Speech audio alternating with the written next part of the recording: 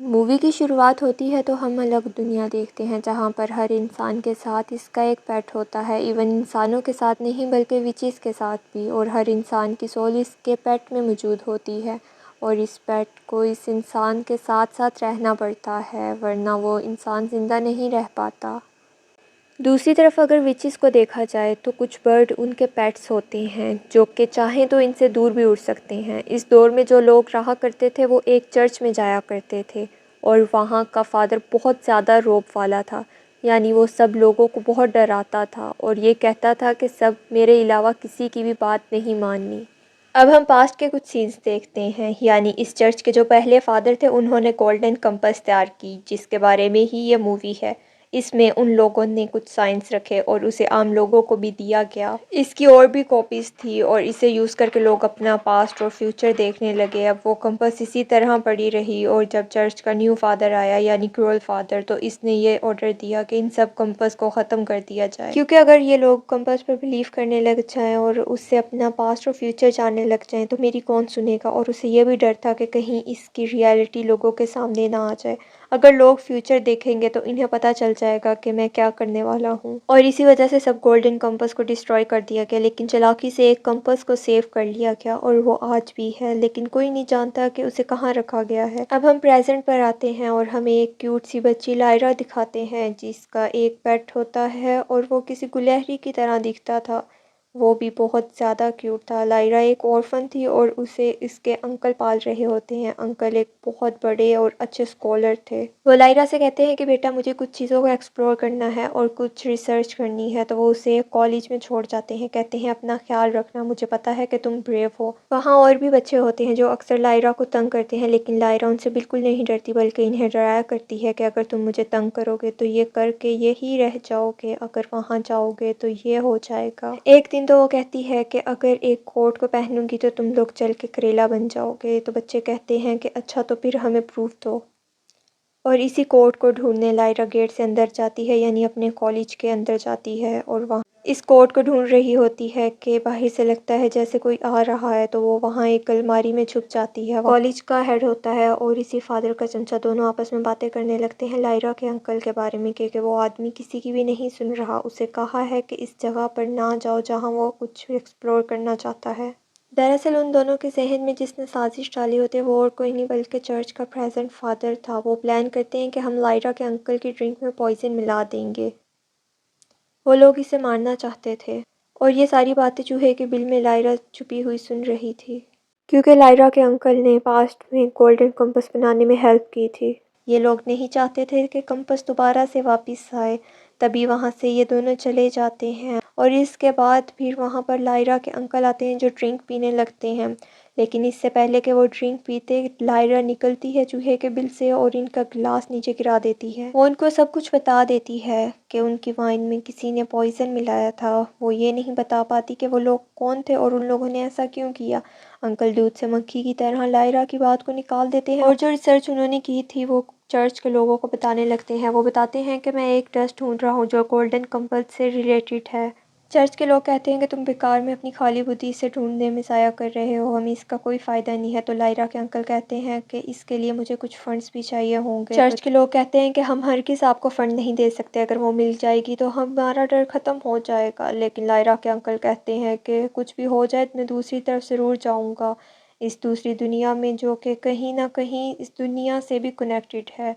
लेकिन चर्च के लोग इसकी बातों को मजाक में उड़ा देते हैं और इसे कहते हैं कि संकी है। इसके बाद हम देखते हैं कि शहर में फंड्स और गरीब बच्चे गायब होने लगे हैं, जिस बात को लेकर लायरा और इसका दोस्त काफ़ी परेशान थे, क्योंकि उनमें से उनके कुछ दोस्त भी थे। अब कुछ देर बाद हम देखते हैं कि लायरा के अंकल उसे डांट रहे होते हैं कि मेरे बच्चे कोई आपके खिलाफ़ कुछ भी करे लेकिन ऐसे छुप छुप कर किसी की बातें नहीं सुना करते, बहुत गलत बात है। और मैं जल्द ही रिसर्च पे जा रहा हूँ। अपने अंकल से कहती है कि मैं आप भी आपके साथ आऊँगी। आप जानते हैं ना मैं कितनी बहादुर हूँ और मुझे एडवेंचर्स में रहने का कितना मज़ा आता है। इसके अंकल कहते हैं मज़े वाली चीज़ नहीं है, इसमें चाँद को भी खतरा है। और ये कहते हुए वहाँ से बाहर आ जाते हैं जाने के लिए। फिर हम देखते हैं कॉलेज में डिनर हो रहा होता है और वहाँ पर एक बहुत अमीर और प्यारी लेडी आती है विज़िट करने के लिए। वो सब बच्चों के साथ मिलती है और वहाँ लायरा से भी बात करती है। जिसके बाद लायरा उनकी फ़ेवरेट बच्ची बन जाती है। लायरा से वो कहती है कि मुझे तुम बहुत अच्छी लगती हो, तुम मेरे साथ लंदन जाओगी? लायरा कहती है हाँ, क्यों नहीं। रिच लेडी मरीसा कहती है कि शाबाश, तुमसे मैं एक और प्रॉमिस करती हूँ, मैं तुम्हें इस जगह भी लेकर जाऊँगी जहाँ पर दूसरी दुनिया है। ये वही जगह होती है जहाँ लायरा के अंकल गए होते हैं।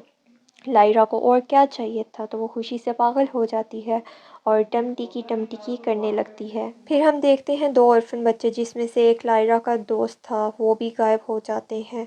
जब लायरा के जाने का टाइम हो जाता है तो कॉलेज का हेड इससे मिलने आता है और इसको गोल्डन कंपास देता है और इसे कहता है कि इसके बारे में यहाँ सबको पता चल चुका है और ये अब कॉलेज में बिल्कुल सेफ़ नहीं है। अगर तुम उस जगह जा ही रही हो तो इसको भी अपने साथ लेती जाओ, लेकिन यहाँ जो है किसी को पता ना चले कि ये मैंने तुम्हें दी है या तुम्हारे पास है। लायरा लंदन पहुंच चुकी थी, वो बहुत इंजॉय कर रही थी, घूम फिर रही थी, उसे किसी किस्म की रोक टोक नहीं थी, वो जहाँ जाना चाहती थी जाती थी। लेकिन काफ़ी दिन हो जाते हैं, मरीसा इसको लेकर नहीं जाती जिस जगह पर उसने लेकर जाने का इसे प्रॉमिस किया था। एक दिन लायरा अपने पेट के साथ अपने रूम में बैठी होती है और वो कंपास को देख रही होती है, तो कंपास की दिशा बार बार एक लेडी की तरफ जा रही होती है। लेकिन लायरा इस बात को फ़न में ले जाती है और इस बात पर ध्यान नहीं देती, क्योंकि वो एक छोटी बच्ची ही तो थी। फिर एक दिन लायरा मरीसा के पास जाती है, वो मरीसा से पूछती है कि डस्ट क्या होती है, तो मरीसा कहती है मुझे नहीं पता, तुम बताओ। लायरा कहती है मुझे कुछ नहीं पता। फिर मरीसा लायरा से और क्वेश्चन करने लगती है, लेकिन उनका कोई जवाब लायरा को पता नहीं होता। मरीसा अपने पेट से कहती है कि इसको मारो और वो लायरा को काफ़ी ज़्यादा हर्ट करता है, जिससे लायरा काफ़ी परेशान हो जाती है। लायरा सब कुछ समझ चुकी थी कि ज़रूर कुछ ना कुछ बुरा होने वाला है। वो मरीसा के सीक्रेट रूम में जाती है, वहाँ पर उसे ये पता चलता है कि ग्रुप है जिसे मरीसा जानती है और वही बच्चों को गायब कर रहा है। लेकिन जब सीक्रेट रूम से बाहर आ रही होती है तो मरीसा उसे देख लेती है। इसकी गोल्डन कंपास छीनने की कोशिश करती है। लायरा का पेट कंपास वापस लेता है और बाहर की तरफ निकल जाता है। लायरा भी इसके पीछे जाती है। वहाँ पर मरीसा के कुछ लोग इन्हें पकड़ लेते हैं, लेकिन तभी एक औरत वहाँ पर आकर इनको बचाती है, जो कि इसके साथ इसी कॉलेज में थी। वो औरत बहुत अच्छी होती है। वो कहती है कि एक शिप उन किडनैप बच्चों को ढूंढने के लिए जा रही है इस जगह पर जहाँ पर तुम्हारे अंकल गए हैं, और वो इजिप्शियन की है। लायरा भी शिप में चली जाती है और ये सारे लोग शिप में बैठते हैं। उनमें से एक जीनियस आदमी को लायरा कंपास दिखाती है। वो आदमी कहता है कि जो लैंग्वेज इस पर लिखी हुई है उसे कोई नहीं पढ़ सकता सिवाय कुछ स्पेशल लोगों के। लायरा कहती है लेकिन अंकल मैं तो इसे पढ़ सकती हूँ, जिसे सुनकर सब बहुत हैरान हो जाते हैं। लायरा इन्हें पढ़ने लगती है तो उसे पता चल जाता है कि सारे बच्चे जो किडनैप हो चुके हैं वो कहाँ पर हैं। वो उन सबको बता ही रही होती है, तभी दूसरी तरफ मरीसा इसकी तरफ फ्लाई भेज देती है, जो कि इस पर स्पाई करने लगती है, मतलब इस पर नज़र रखने लगती है। और वो सीधा लायरा और इसके पेट पर अटैक करने लगती है। लेकिन वहाँ पर मौजूद लोग उनमें से एक फ़्लाई को पकड़ लेते हैं और बाकी फ़्लाइज़ वहाँ से उड़ जाती हैं। और रात को लायरा शिप पर बैठी होती है तो वहाँ तभी एक बहुत ज़्यादा खूबसूरत विच आती है, जो इसको बताती है कि बच्चों को ऐसी जगह लेकर जाया जा रहा है जहाँ उन पर एक्सपेरिमेंट हो रहे हैं। वो उसे सारा एड्रेस समझा देती है, और एक्सपेरिमेंट इसलिए हैं कि वो अपने पेट्स के बगैर ज़िंदा रह सकते हैं या नहीं। शिप पर एक एस्ट्रोनॉट भी होता है जिससे लायरा के काफ़ी अच्छी दोस्ती हो जाती है। वो उसे कहता है कि हमारे पास एक आइस बियर भी है, इससे मिलना चाहोगी? तो लायरा कहती है ये तो अच्छी बात नहीं है कि आपने उसको कैद करके रखा हुआ है। तो वो बियर कहता है कि मैं कैद नहीं हूँ, मेरा एक स्पेशल सूट है जो कि कुछ दुश्मन लोगों ने ले लिया। मज़े की बात ये थी कि वो बियर बोल भी सकता था, वो काफ़ी जीनियस था। तो लायरा कहती है कि तुम बियर परेशान ना हो, मैं पता लगाऊंगी अपनी कंपास की मदद से कि तुम्हारा आर्मर सूट कहाँ पर है। और लायरा अपने कंपास की मदद से उसके आर्मर सूट का पता लगा लेती है और आइस बियर काफ़ी बार उसका शुक्रिया अदा करता है और लायरा से कहता है कि जब तक मैं ज़िंदा हूँ मैं तुम्हारी गुलामी करूँगा और आज से तुम मेरी एक चुन्नू मास्टर हो। अब वो सारे लोग मिलकर एक्सपेरिमेंट स्टेशन तक जाते हैं। फाइनली ये लोग वहाँ पहुँच जाते हैं और ये लोग वो देखकर हैरान हो जाते हैं कि वहाँ का हेड और कोई नहीं बल्कि चर्च के वही फादर हुए। वो लोग इन पर अटैक करने लगते हैं, लेकिन बियर लायरा को लेकर वहाँ से दूर चला जाता है जहाँ पर बहुत ज़्यादा बर्फ़बारी हो रही होती है। और वहीं पर लायरा को अपना दोस्त दिखाई देता है जो बर्फ़ में मरने वाला था। इसके पास इसका पेट भी नहीं था, इसका पेट इससे काफ़ी दूर हो चुका था, जिसकी वजह से इसकी बहुत ज़्यादा हालत ख़राब हो गई थी। लायरा को इसके लिए बहुत बुरा लगता है। वो अपने साथ उसे शिप वालों के पास ले आती है। जिस औरत ने लायरा की जान बचाई थी वो इसके दोस्त की माँ थी।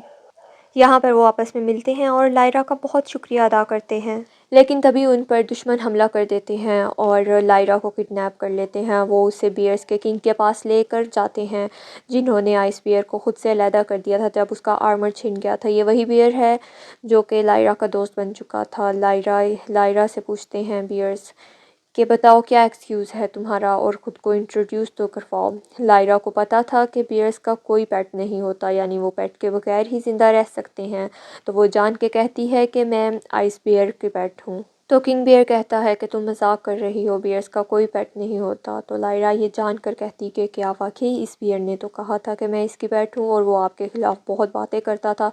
लायरा ये सब जान कर कह रही थी ताकि ये और किंग बियर और आइस बियर आपस में लड़ाई करें। वो जानती थी आइस बियर के पास आर्मर है और वो ज़रूर जीतेगा। जल्द ही वहाँ आइस बियर भी आ जाता है और लायरा उसको सब कुछ बताती है और कहती है कि मैं जानती हूँ आप ही जीतेंगे। आइस बियर कहता है मैं भी यही चाहता था कि फ़ाइनली हम दोनों में लड़ाई हो जाए, थैंक यू। असल में आइस बियर ही किंग बनना डिज़र्व करता था। अब उन दोनों में फ़ाइट शुरू हो जाती है। शुरू में आइस बियर और किंग बियर दोनों एक दूसरे को काफ़ी पंजे मारते हैं, अपने दांत से ज़ख्मी करते हैं और finally ice bear king bear को काफ़ी बुरी तरह से हरा देता है। वो उसे उठा उठा कर फेंकता है और सही उसकी धुलाई करता है और अब वो किंग बन चुका था। लायरा और आइस बियर काफ़ी ज़्यादा खुश होते हैं और ढिंचिक ढिंचिक करने लगते हैं और फिर आइस बियर लायरा के पास आके कहता है चलो वहाँ जाने का वक्त हो गया है जहाँ दूसरी दुनिया है, और वो लोग वहाँ जाने के लिए निकल जाते हैं। तभी रास्ते में बर्फ़ का बना हुआ एक ब्रिज आता है और वो और लायरा साथ वहाँ से गुज़र रहे होते हैं, लेकिन वहाँ से वो ब्रिज टूटने लगता है। तो बियर लायरा से कहता है कि चलो तुम पहले चलो। लायरा जैसे ही चल रही होती है तो वो ब्रिज साथ साथ टूटने लगता है। तो बियर कहता है कि बस यहीं खड़े रहो, यहाँ से आगे मत बढ़ना वरना ये टूट जाएगा और तुम नीचे गिर जाओगी और तुम्हारी पूंगी बच जाएगी। अब उन दोनों में काफ़ी ज़्यादा गैप था और बियर वहाँ से आगे नहीं जा सकता था। तो वो उससे कहता है कि तुम यहीं रुको, मैं इजिप्शियन यानी उन शिप वालों को और बाकी बियर्स को लेकर आता हूँ। काफ़ी टाइम हो जाता है और लायरा से रुका नहीं जाता और वो अकेली ही उस जगह पर पहुँच जाती है जहाँ बच्चों पर एक्सपेरिमेंट कर रहे होते हैं। वहाँ के लोग एक और मुर्गी मतलब लायरा को देख कर काफ़ी खुश होते हैं कि हो सकता है कि ये बच्ची भटकते भटकते यहाँ आ गई हो, क्योंकि इन्हें तो पहले ही काफ़ी ज़्यादा बच्चे चाहिए होते हैं एक्सपेरिमेंट करने के लिए। और वो अंदर चली जाती है जहाँ सारे बच्चे डिनर कर रहे होते हैं और वहाँ पर इसका बेस्ट फ्रेंड भी होता है जिसे देखकर ये बहुत खुश होती है। लायरा इसको आंखों के इशारे से कहती है कि अभी मेरी तरफ मत देखना वरना ये लोग समझ जाएंगे कि हम एक दूसरे को जानते हैं। मेरे कुछ प्लान्स हैं जो तुम चुपचाप सुनोगे, अपनी बकबक नहीं करोगे। वो इसे कहती है कि कुछ ही देर में तुम सब बच्चों को सूट पहना देना, यानी आर्मर सूट जो जंग में पहने जाते हैं, और मैं दूसरी तरफ से वो कंपास यूज़ करूँगी। तभी बहुत सारे डॉक्टर्स होते हैं और वो बातें करने लगते हैं। मरीसा डॉक्टर्स को बता रही होती है कि अभी एक्सपेरिमेंट अपना जारी रखो, और ऐसे ही वो जाती है तो वो डॉक्टर्स लायरा को देख लेते हैं और वो उसको और उसके पेट को काफ़ी टॉर्चर करते हैं और वो इसे मशीन में डाल देते हैं और कुछ रेस ऑन करने लगते हैं जिससे लायरा टपक भी सकती थी। लेकिन तभी वहाँ पर आकर मरीसा डॉक्टर्स को रोकती है और कहती है कि क्या तुम पगला गए हो, ये क्या कर रहे हो, और लायरा की जान बचा लेती है। और अगले सीन में हम देखते हैं कि लायरा की आँख खुलती है, इसके पास मरीसा बैठी होती है। लायरा इसे देख कर डर जाती है और पीछे हट जाती है। मरीसा लायरा को बहुत प्यार करती है और कहती है कि मैं तुम्हारी माँ हूँ, बस कुछ रीज़न्स की वजह से मुझे अपनी काली करतूत छुपानी पड़ी। और उसे कहती है कि तुम्हारे पास जो कंपास है वो मुझे दे दो मेरी प्यारी बेटी। लायरा समझ जाती है कि ये चालबाजी कर रही है और सिर्फ कंपास लेने के लिए मुझे अपनी चिकनी चुपड़ी बातों में फंसाना चाहती है। लायरा साथ ही इसको एक बॉक्स पकड़ाती है। मरीसा समझती है कि इस बॉक्स में कंपास होगा, लेकिन लायरा बहुत ही जीनियस थी। इस बॉक्स में वही स्पाई फ्लाई थी जिसके जहर से इंसान मर जाते हैं।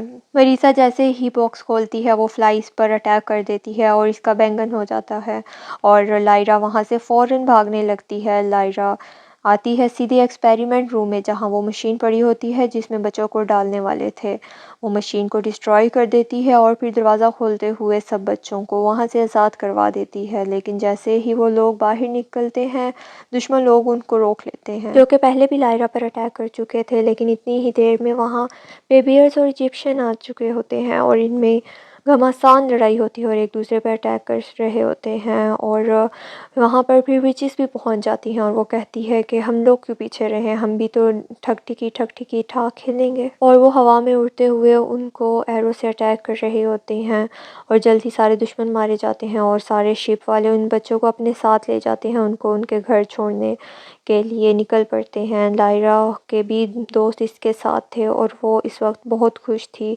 और सब निकल पड़ते हैं आगे की तरफ, क्योंकि उन्होंने अभी अपने अंकल को भी अपने साथ लेना था। वहाँ विच शिप के हेड से कहती है कि लायरा ही वो बच्ची है जो कि सब लोगों को उन चर्च के फादर से आज़ाद करवाएगी और देखना पूरी दुनिया में सुकून हो जाएगा, क्योंकि वो एक लड़की है जिसको गोल्डन कैंपस ने खुद चूज़ किया है। और इसी के साथ इस मूवी का एंड हो जाता है।